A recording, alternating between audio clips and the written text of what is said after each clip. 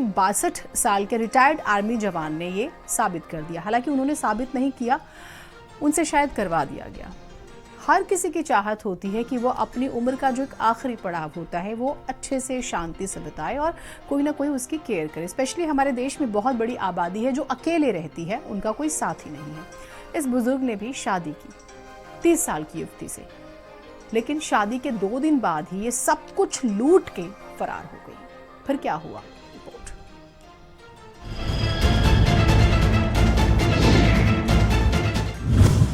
62 की उम्र में की शादी, लुटेरी दुल्हन बनकर आई बर्बादी, प्यार में सभी सुध-बुध खोए, बुढ़ापे में करा बैठे मोए मोए। मोहब्बत कोई LIC पॉलिसी नहीं जो बुढ़ापे में सुरक्षा देती हो। 62 की उम्र में रिटायर्ड COD हरीश कुमार को ये समझ में आया, लेकिन जब तक समझ आया बहुत देर हो चुकी थी। पड़ोसन पूजा जोशी ने पहले दिल जीता, फिर शादी की और फिर क्या 2 दिन बाद ही गहने नकदी लेकर रफू चक्कर हो गई। कहते हैं प्यार अंधा होता है। कानपुर के इस वाक्य को देख करके तो शायद यही लगता है।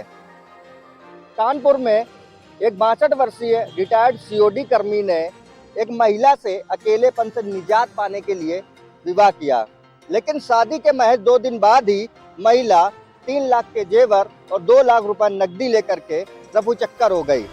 जब मोहब्बत पे उम्र का कोई बंधन नहीं होता तब ठगी भी उम्र नहीं देखती। पूजा ने देखभाल का वायदा किया और बैंक बैलेंस की देख रेख कर रफू चक्कर हो गई।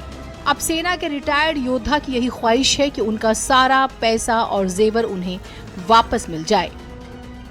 कहती मैं पत्रकार हूँ, तुमको मार डालूंगी, जान से भी गोली मारा। आदमी क्रिमिनल, इसके बाद 50 सालों की पता नहीं कितनी शादी के लिए हमको फुटा करके चली गई है, आज तक आई नहीं है। और 4 महीने से पता नहीं कहाँ चले गए। गाँव पता भराड़िया का गाँव पता हमको ज्ञात नहीं साहब। अब हरीश बाबू को आर्य समाज मंदिर की आरती नहीं, चकेरी थाने की चार्जशीट याद रहती है। मोहब्बत की ये छोटी सी फिल्म लुटेरी दुल्हन अब कानूनी धाराओं में चली गई है और हरीश बाबू अब कह रहे हैं कि पेंशन भले ही कम हो पर अकेलापन अब सस्ता सौदा नहीं है। अब COD कर्मी ने पुलिस से शिकायत की है और लुटेरी दुल्हन पर कार्रवाई की मांग की है।